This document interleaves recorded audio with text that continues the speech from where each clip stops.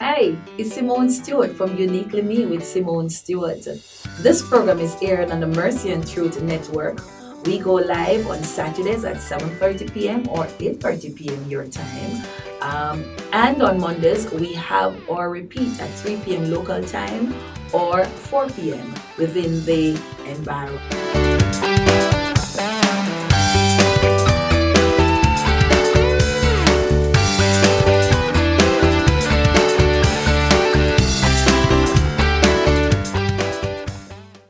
Hi everyone, welcome to Uniquely Me with Simone Stewart. A program for women, about women, and by a woman. Here we talk about the trials and traumas and struggles of our women, and of course we showcase their victories and their triumphs. On set with me today is Daniellia White, my very good friend, a pastor's daughter, an advocate, a philanthropist, and an author. We're going to dig into her life today. So, hi, Daniela. Welcome. Thank you for having me. Such a pleasure, my darling. Such a pleasure. So, Daniela, I'm jumping right in. I'm not even going to waste any time. Let's talk about your book for starters. I want you to hold that book up. It's called The Depths of My Scars. I want to know, Daniela, why did you write that book? Um, to begin with, I think I wrote the book because I wanted to release the pain that I was feeling. Yeah. And in releasing my pain, I thought of how I could help others who were experiencing similar pain to myself. And yeah, it was a very organically written book. It wasn't like I got up today and said, okay, I'm going to write a book. It was quite the contrary. Well, we'll get back to it, but I just needed to get that one off because Danila, in my mind's eye, I still remember you as just this little girl. Could have been maybe about 7 year old, and in all the different art ministries of church and that kind of thing. Because we go to the same church, yeah. Well, same branch of churches. Basically, and I remember you were just this little sweet, fine little girl, but underneath there, tell me about the things I wasn't seeing. And I mean, a number of persons know you as Pastor White's daughter from Glad Tidings Open Bible, but what do they not know about you?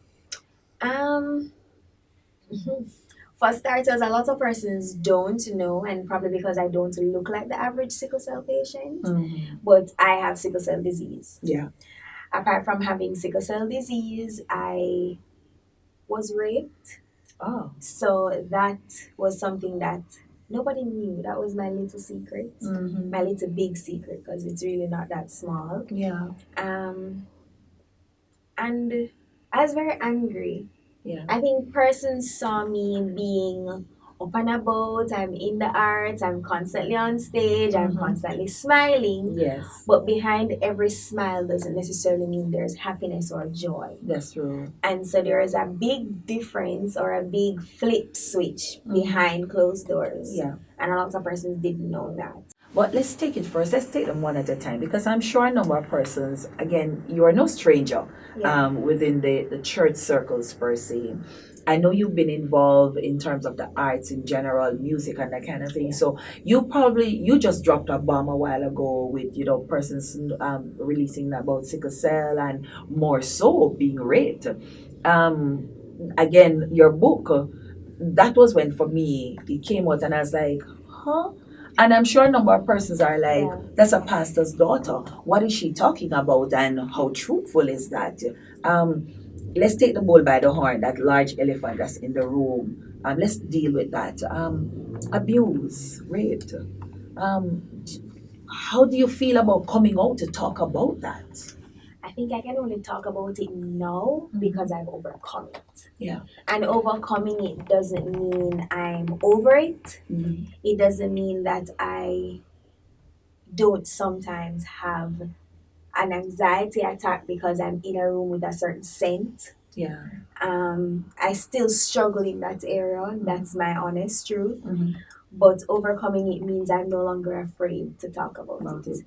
Do you ever blame yourself? You think you placed yourself in a position to have been abused? There's always a victim blame. kind of feeling. Mm-hmm. I don't talk about it because I think that maybe it was my fault, or maybe I did something that caused you to think that I would want this. Mm-hmm. So there's a big, it's a very complex situation, Mm-hmm. because it's not like I also suffered with who it was. Yeah. Think about how that would affect my life, socially, family life, generally my life. Mm-hmm. And for years, Mm-hmm. years went by and I said nothing actually. Yeah. And God just called me out. Literally called me out like it was. So I want you to tell us first, before I even ask my next question, how did God call you out? How, because, we hear a number of persons, a lot of persons have been coming on the scene and have been sharing their stories of trauma, of rape, of abuse, of abortion, and just so many things have been coming out. Those who've been lesbians and homosexuals, and just so many things are coming out on the Yeah. scenes now. How did that happen for you? And without thinking, oh my God, what a person's gonna think, and that kind of thing. I was so cornered, and now that I'm looking back, thinking about it, he left no stone unturned. It's almost like I had no option. So we were at a retreat, youth retreat. Glad Tidings is known for that, Mm-hmm. and there were three presenters that particular day.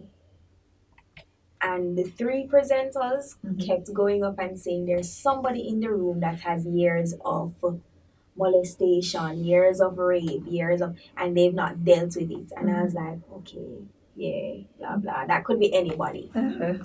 But the last presenter is what got me, because the last presenter was my mother. Okay, now. Mm-hmm. So if I never believe the first two before, Mm-hmm. because pastors sometimes they go up and they say things off a script. Mm-hmm.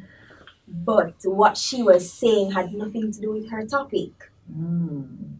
And then she started talking and she spoke about a blue wall. And then she went on to describe other things. And I'm just sitting at the back of the place like, I already don't want to be here. Mm-hmm. And here you are, just telling out my business Mm-hmm. in a crowd of persons. Yeah. And then she said if anybody is familiar with this particular story to stand. Now just imagine, Yes. just imagine me standing, my mother, who is the presenter, looking at me, who by the way is also a minister herself. Mm-hmm. So it was a very, very emotional setting. I had persons, the same awe moment that you probably had Yeah. is the same awe moment that everybody in the room had. And it never made me feel like I was being exposed in a negative light. Mm-hmm. I felt like for the first time somebody knew or saw what was beyond my face. Ah. If you're just tuning in, it's Uniquely Me with Simone Stewart. And I am on set with Daniellia White, a pastor's daughter, sharing her trauma of being abused. And how did it all come to light? She was at a conference and her mother, the pastor, the presenter, the prophetess, the one with the spirit of discernment, talking out Danielia's business. Now here comes Daniellia standing in front of her mother, an abused child. Now, Daniellia, I've had to talk with Auntie Dan a little bit. Yeah. And I remember Auntie Dan saying, you don't want to know what it was like to see your own daughter stood up, coming to the altar in response to what the Holy Spirit has just revealed.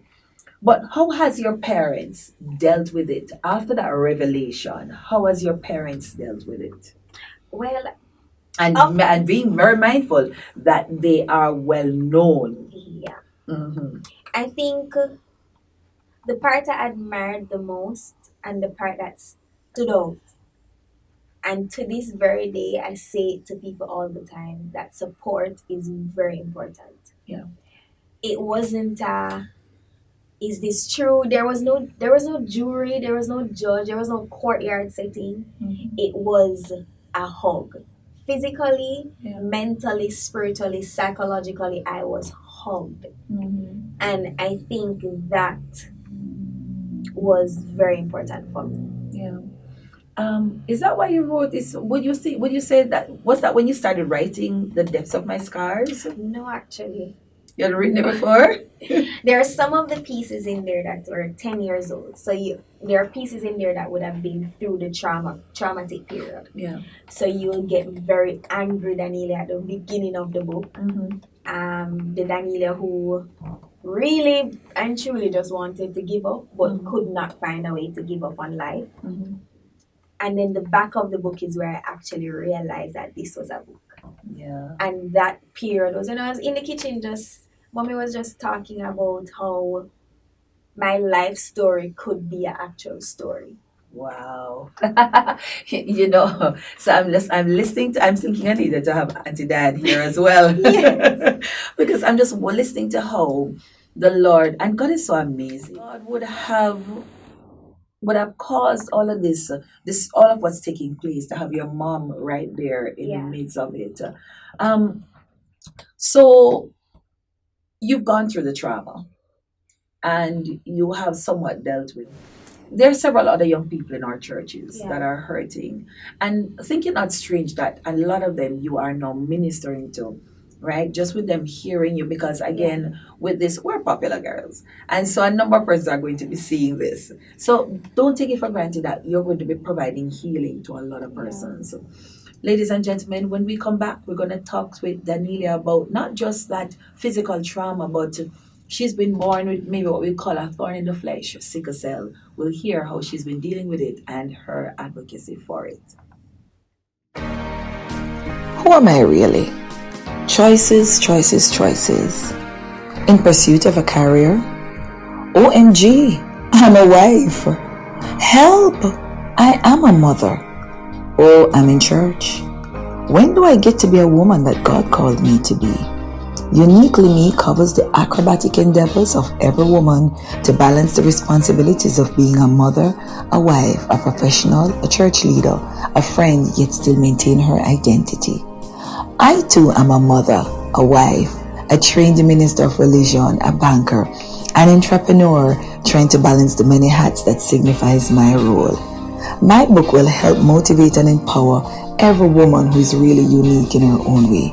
Grab your copy today on Amazon, because Uniquely Me is uniquely you. Welcome back, ladies and gentlemen, to Uniquely Me with Simone Stewart. On set with me today is my good friend Daniellia White, and so we've been digging into her story. A little sad, but man, I'm just looking at the ministry that God has brought out of this. When he talks about beauty for ashes, Daniellia, no doubt, God knows how to take our mess and create messages out of it. But let's move into talking now about you, sickle cell. Again, a lot of this is when your book came out. I discovered a lot of this because for me, I just thought you were just a such a cute girl, but not knowing, and I'm sure many others would say the same thing, not knowing that you carry in your body a sickness. Talk with us about what that is. So first of all, a lot of persons don't really know what sickle cell is. Yes. But sickle cell disease is a hereditary blood disorder. Instead of having round red blood cells like everybody else, my red blood cells are shaped like probably a quarter moon. Oh, okay. Pretty much. What does that mean? What does that mean? Which means that I have less hemoglobin, less oxygen, less everything that your red blood cells carry, I have less of that. Okay. And the blood pass everywhere in your body. So if it is that I have less oxygen carrying throughout my body, then I have bone issues, I can have organ failure, there's so many other complications that can stem from that. Wow.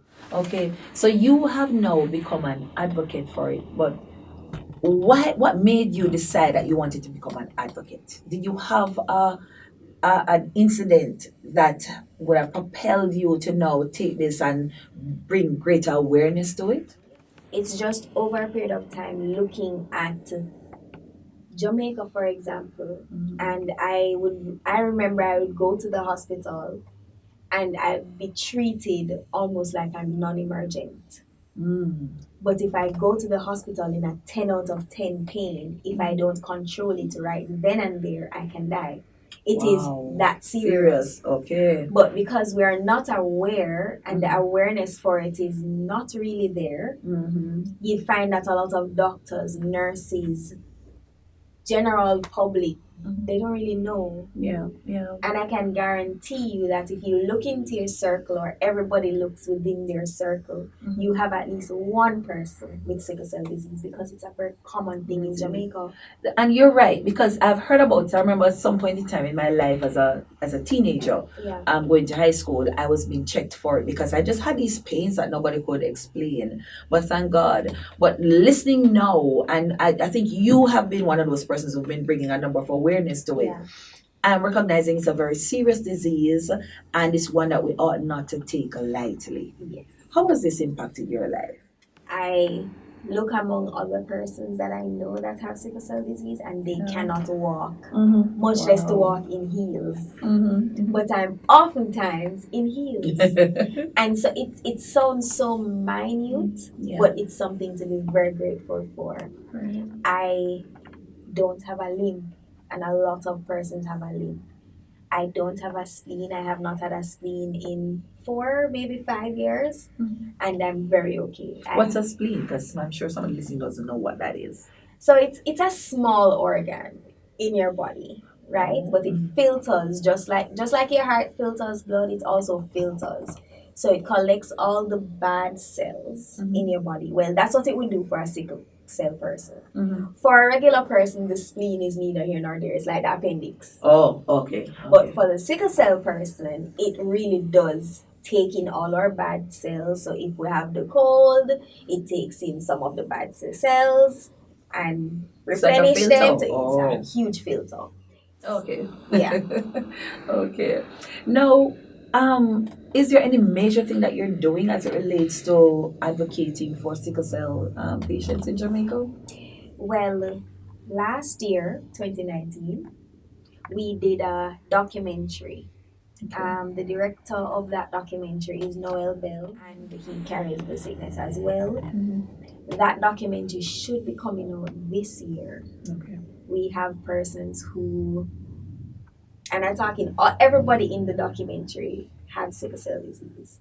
You have people who have families, babies, children, and you often hear if you have sickle cell, don't have children. But you have miracle stories coming out of that documentary. So we have that going on. We've had a number of workshops. We're about to wrap up, and I want to dig a little bit into you being a pastor's daughter, because it's always being said that pastor's daughter don't have no freedom, policeman people don't have no freedom, they're bad like a whoa. Yeah. Or for those listening overseas, they're bad like a what? But I mean, how has being a pastor's daughter impacted your life? Have you been able to achieve what you wanted to? As a matter of fact, I know there was something else you set out to do, but you're doing something else. Talk with us quickly about that. I mean, of course, being a pastor's kid has its struggles, pros and cons. With everything in life, you have struggles and you have a plus side to it. I think the biggest misconception is that we are perfect. Yeah. And the expectation to be perfect is what oftentimes sets us back. Yeah. Everybody expects so much, but sometimes we cannot give it. Yes, I started out in dentistry. And one day I just got up. Well, I remember over a period of time I kept sneaking away from dental school to go, which is beside Bustamante, to go to UTEX campus to do music. So I would be in the music room for hours, missing dental classes. Yes, it was a bad thing. Don't do that, guys. But I remember one day I was like, I do not enjoy dentistry. And it's not that I wasn't good at it. Yeah. Because I believe that I do my best at everything that I do. Right. So I was very good at it. Even some of my lecturers were like, but you're getting straight A's. For me, it wasn't just that. I want to know that when I go to work, I am happy. Yeah. And that wasn't it. And I just got up one day and I said, I want to do the arts. That is what I love. Which is what you now do. Which is what I now do. All right, Daniela, we're about to wrap up. I want you to read something from your book for my listeners. Somebody a young person who has been carrying a secret, a little big secret for a while, and not sure how to come out, how to come forth. Read something for them for me. I'm going to read from the chapter An Era of Metamorphosis. The old has gone, the new is here. 2 Corinthians 5, verse 17b, NIV. The journey of metamorphosis was truly a test of my faith and beliefs. It took giving up the lies I told myself and trusting that everything would be okay. It took owning my pain and facing my scars so that I could experience the liberation I desperately longed for. It took an unveiling of my mask and embracing my truth so that I could fully release all my pain. Yes, but it is not. It was by far the most painful thing I have ever experienced. But I was hopeful that eventually I would be able to say I overcame.